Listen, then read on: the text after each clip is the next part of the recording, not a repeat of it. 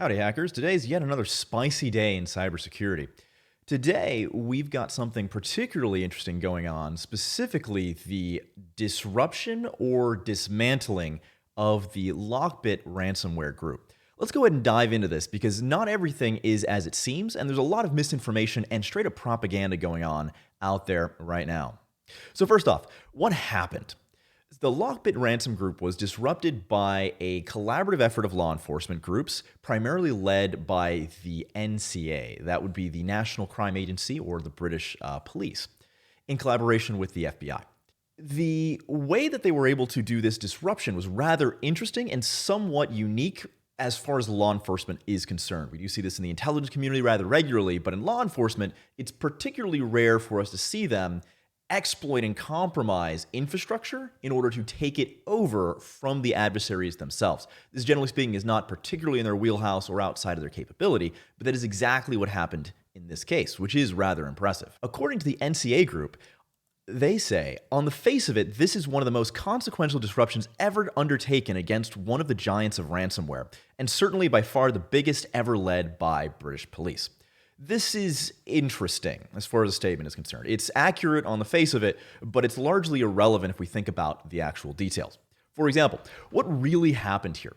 They took over this ransomware group's infrastructure. They took over a lot of it, in fact, and they were, in fact, even able to indict and seek arrests for some of the people involved in this. There were arrests of individuals in New Jersey, in Poland, and in the Ukraine. However, Lockbit themselves is a Russian-owned ransomware affiliate group. What that essentially means is that they provide ransomware as a service. That means consulting, software, ransomware code itself, that they then sell to groups who are going to perform those actual attacks. As a facilitator of ransomware, they are essentially the largest that is tracked in the world today, doing about 20%-ish of ransomware attacks that we do see at the moment, and they started off in 2019. They are far away not the only ransomware affiliate group out there, but they are an extremely large one, which in this case has made them a target. Interesting. Considering that according to Merrick Garland, they have been dismantled, and according to the NCA group, they are disrupted. For years, Lockbit associates have deployed these kinds of attacks again and again across the United States and around the world. Today, US and UK law enforcement are taking away the keys to their criminal operation. Lockbit is not the first ransomware variant the Justice Department and its international partners have dismantled. It will not be the last. What does that actually mean? Nothing. Absolutely nothing. We've actually seen this happen many times in the past. And here's where we start to move into this conversation about law enforcement propaganda in the cybersecurity community, because this happens all the time. In fact, we saw this happen with the FBI and the Colonial Pipeline breach back in 2021. There were, in fact, an arrest of an individual, a Russian individual, who happened to be in Poland at the time. It seems like this moving to or relocating or traveling to a place where, let's say, law enforcement of Western nations do have jurisdiction seems to be a relatively risky thing to do if you're a ransomware attack group. And that is obvious, right? And it does bring up the primary issue here.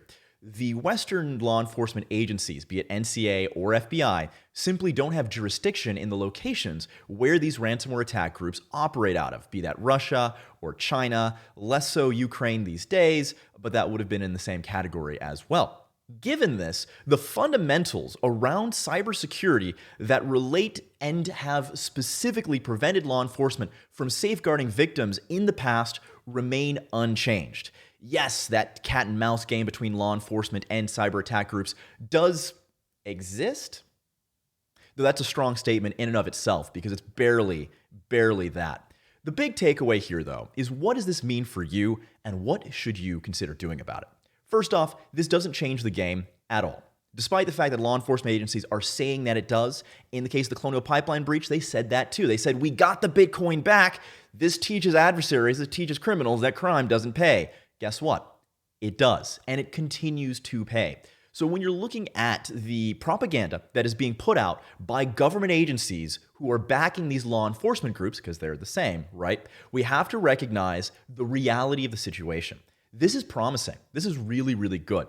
We do want to see criminal attack groups and attackers do time for their crimes, let's say. But traditionally, this has not happened, and there's a reason for this. Nothing about this specific event changes the fundamentals around that. This means that for you, vigilance is, advised, and business as usual is recommended. Another thing that law enforcement is essentially attempting to do with this is they're attempting to do a little bit of outreach. Specifically, many organizations who experience a breach don't reach out to law enforcement.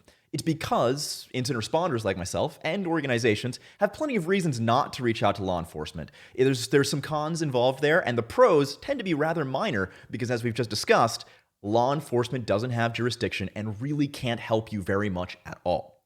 What they're attempting to do in a large part with this is to say, hey, look, we can help you. You should tell us about incidents and events so that we can help you even more.